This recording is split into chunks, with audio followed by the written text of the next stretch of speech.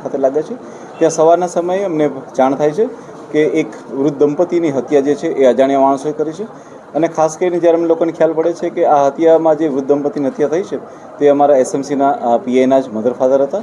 આ હત્યાની જાણ થતાં જ લોકલ પોલીસ અને એલસીબી એસઓજીનો સ્ટાફ તાત્કાલિક જગ્યા પર પહોંચી જાય છે અને જાંચ પડતાલ સ્ટાર્ટ કરી દે છે.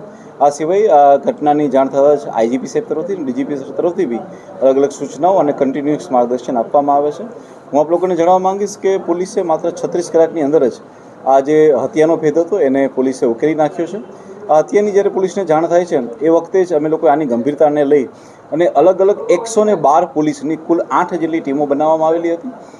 આ જે કેસ હતો એ અમારા બનાસકાંઠા પોલીસ માટે એક સૌથી મોટી એક ચેલેન્જ સમાન કેસ હતો કે જેની અંદર જે છે એ ટેકનિકલ ડિટેલ્સ એટલી બધી હતી નહીં, ટેકનિકલ મદદ મળી નહીં રહી હતી, છતાં પણ પોલીસે ઘણી બધી આ 8 ટીમોની મદદથી પોલીસે માત્ર 36 કલાકમાં હત્યાનો ભેદ ઉકેલ્યો છે. જો આપણે ટીમની વાત કરવામાં આવે તો અલગ અલગ ટીમોની જે રચના થઈ હતી તેમાં અનેક ટીમોને બનાસકાંઠા પોલીસ દ્વારા મધ્યપ્રદેશ અને રાજસ્થાનની એવી ગેંગ કે જે આ રીતના વૃદ્ધ દંપતીઓના કે બીજા વ્યક્તિના હાથને પગ કાપીને હત્યા કરીને લૂંટ ચલાવતી હોય છે, આવી તમામ ગેંગોની ઉપર નજર રાખવા માટે અને તે લોકો આમાં સામેલ છે કે તે માટે મોકલવામાં આવ્યા.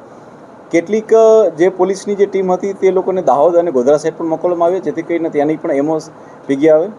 આ સિવાય એ જે ગામ છે તેની આસપાસમાં 7 જેટલી ટીમો જે છે એ એવી રીતના વર્ક કરી રહી હતી કે જે લોકો ફોટોવોલ્ટિક સેલના સોલાર સેલ છે તેના માટેના 187 મજૂરો આવેલા હતા.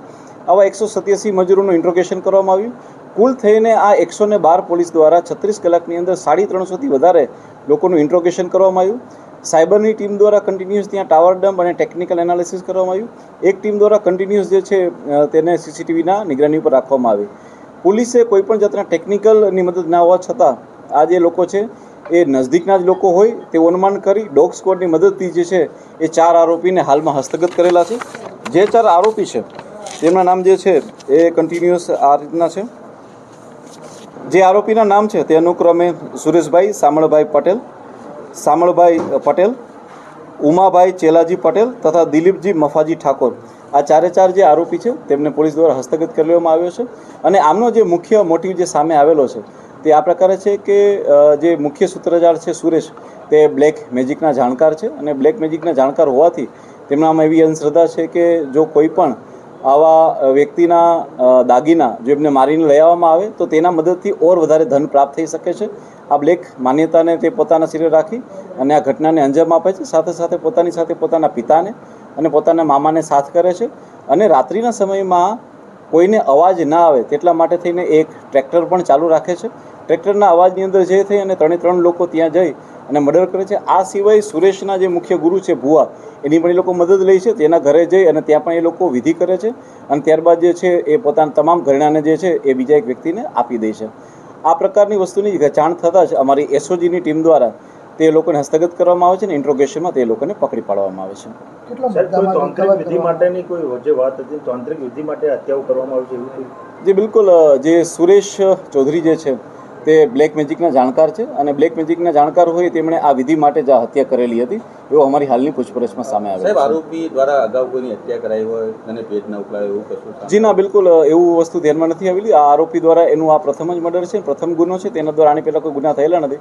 પરંતુ પોલીસ દ્વારા જે પ્રાથમિક ઇન્વેસ્ટિગેશનમાં સામે આવ્યું છે એ પ્રમાણે એ બ્લેક મેજિકનો જાણકાર અને ભૂવો હોવા છતાં તેની ઉપર ઘણું બધું દેવું બી થઈ ગયું હતું. એને આર્થિક સંકળામણમાં બી હતો. તેણે ઘણા લોકોને ચેક આપેલા હતા જે બાઉન્સ ના થાય તેના માટે પણ તેને આર્થિક સંકળામણ હતી. જે બિલકુલ અમે આજે આરોપીને હસ્તગત કરી તેમને અરેસ્ટ કરી અને ત્યારબાદ અમે નામદાર કોર્ટની સમક્ષ તેમનું રિમાન્ડ માંગવાના છીએ.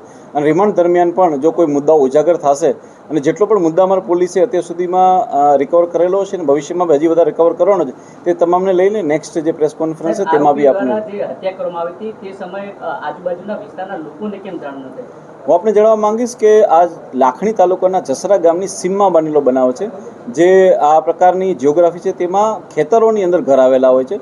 તેમના ઘરની આસપાસમાં બીજું કોઈ ઘર નથી, દરેક અલગ અલગ ખેતરની અંદર ઘર આવેલા છે અને સાથે સાથે છતાં પણ કોઈ અવાજ ન થાય તેના માટે થઈ અને પ્રી પ્લાન મુજબ આરોપીએ જે છે એ ટ્રેક્ટરને ચાલુ રાખેલું હતું. ટ્રેક્ટરના અવાજમાં જે છે આ હત્યા જે દટાય છે એ માટેનો એમનો પૂરતો પ્રયત્ન હતો. પ્રાથમિક દ્રષ્ટિએ લાગતું હતું કે આ લૂંટ છે, જો હું આપને જણાવું કે આ લૂંટ તો છે જ, કે જેમાં એ લોકોએ દંપતીની હત્યા કરી અને તેમના ઘરેણાં લીધા છે. તે લોકોએ જે તિજોરી તોડવાનો બી પ્રયત્ન કર્યો અને તિજોરીમાંથી પણ હાથમાં પહેરવાના કડલા જે છે એ લોકોએ તેની પણ ચોરી કરેલી છે અને લૂંટ કરેલી છે. પરંતુ સાથે સાથે આ બનાવ જે છે એ બ્લેક મેજિકને લગતો બી છે, જેમાં બ્લેક મેજિક માટે એ લોકોએ આ કરેલું છે અને બ્લેક મેજિકની મદદથી ઓર વધારે એ લોકો પૈસા કમાઈ શકે એ પ્રકારનું એમનું મોટિવ હતું. સર, ખાસ કરીને આ જ દંપતીને કેમ ટાર્ગેટ બનાવે? અન્ય લોકો પાસે પણ દાગીના હોય છે.